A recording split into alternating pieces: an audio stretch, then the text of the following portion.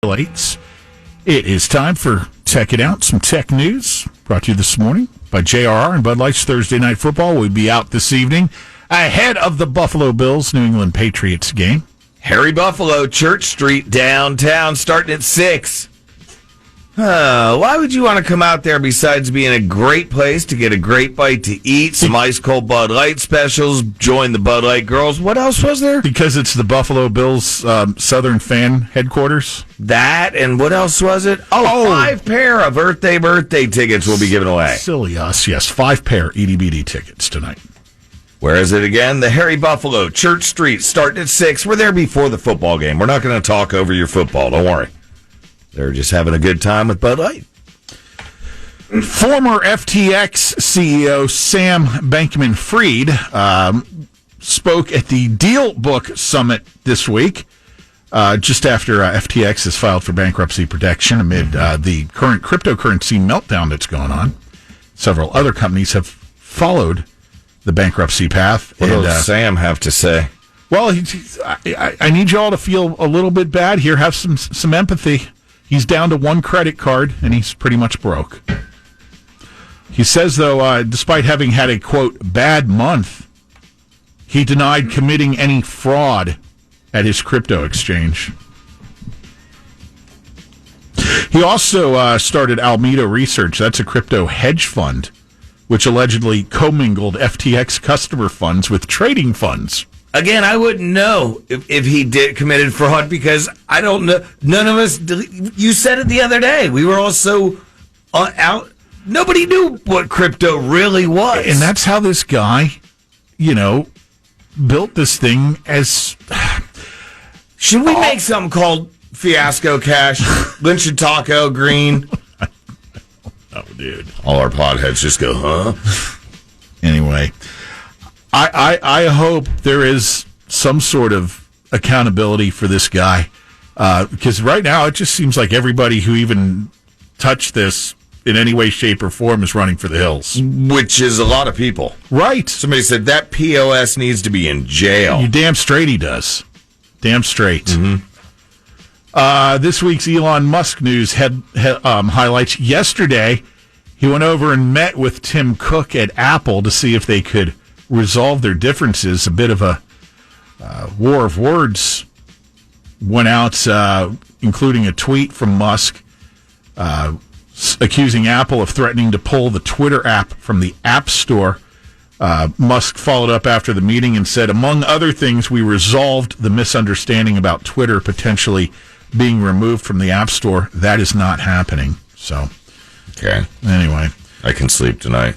Speaking about running for the hills and being freaked out, there's a lot of people who are doing that right now, as Musk has also said he is going to release the inner workings and details of Twitter's suppression system that was previously in place that kept certain news stories from getting any traction on that social platform, most notably the Hunter Biden laptop story that emerged just before the election. That story never made it out into the public view like it should have, and potential impact it might have had on that election. That story and a lot of other things that have been kind of kept under wraps. He's putting them all out. He says he's going to put that stuff out. He needs to regain the public's trust and have complete transparency. We'll see if he follows through on that. But you'll see a lot of... this is like must-see TV. You'll see a lot of, probably, if he does follow through on that, a lot of, shall we say, wink-wink, nod-nod agreement deals between like-minded individuals against people that they disagreed with. Mm-hmm. Interesting. Somebody said, Fiasco Cash, I'm in for 1,000. Sign him up! Sign him up! Musk's Neuralink company had a big deal yesterday. This is the dealing with the goal here is to have brains and computers linked together, which there's been research done in this, and it's happened already, but he's trying to take this to a whole new level with robotic surgery and all that stuff. Basically, he held a big recruiting event. He's trying to recruit some of the best minds there are out there to be part of Neuralink to continue work on this project. This is full-on science fiction type stuff turning, real life here. Disney's new neural network can change an actor's age with ease. You've seen so much now where they've been able to manipulate the looks of actors to look younger or older to play, multiple roles within a certain movie. The current process that they use for that is very, very involved, and sometimes, depending on how much aging has to be done, can take weeks. Remember in Saving Private Ryan?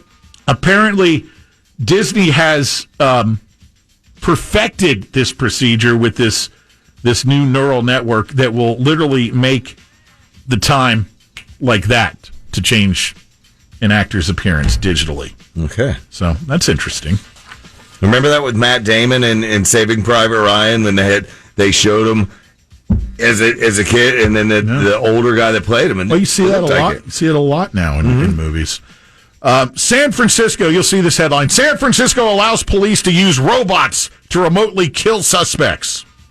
This, too, not new.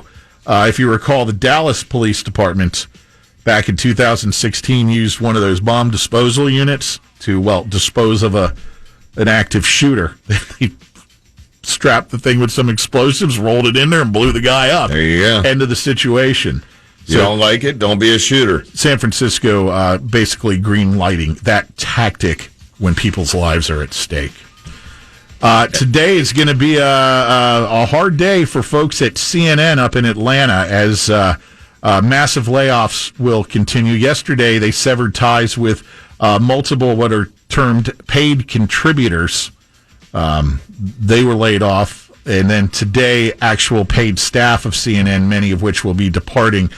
This part of a downsizing amid the Warner Brothers Discovery merger in their cost-cutting plan there. So, and you mentioned off the air to me that a lot of them, at least they kind of told their employees ahead of time, so it wasn't just like... They have told them it's coming. Yeah, it's not like one of these companies that just goes, all right, everybody, we need you to get together. We have a big announcement. And everybody's sweating and walking in there puckered up, and then they go, all right, well, unfortunately, we're going to have to let all you go, and happy holidays. The email that was sent yesterday from the now guy in charge of the whole thing basically said, look, on Thursday you'll receive if you're affected by this, you'll receive a notification either in person from your direct supervisor or via Zoom. So can you imagine right now? It's just about 8:00. Mm-hmm. Probably a lot of these folks rolling into work right now to do what? Sit at your desk and go. Or you're sitting at home going, all right, I'm zoomed. I'm going to zoom in early so I look like a responsible one. Maybe they'll change their plans to let me go. The cord-cutting phenomenon continues to affect the cable and satellite industry. Another 785,000 video subscribers have ended their relationship with their paid video provider to go the cord-cutting route, that in the last quarter. So almost another 1 million folks have decided to see ya. And then finally, you may have heard this talk about TikTok possibly going away in the United States. That's gaining even more traction as multiple U.S. agencies all are in agreement that they are a security threat, specifically regarding China. And that the data, despite what the parent company of TikTok, ByteDance, says, is being used and funneled directly to the Chinese government.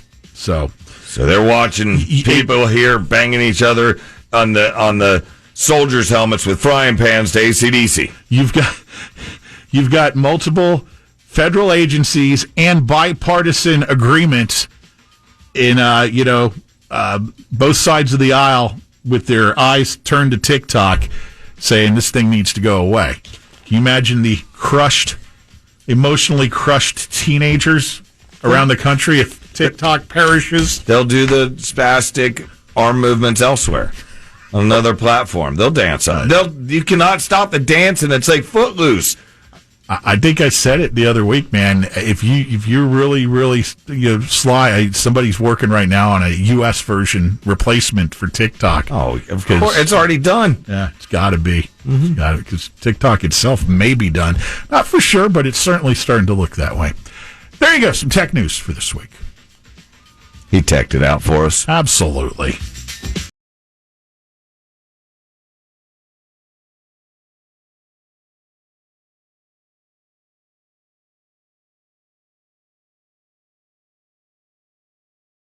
You say it, we play it. Get in your request now on our Facebook page at 1011 WJRR.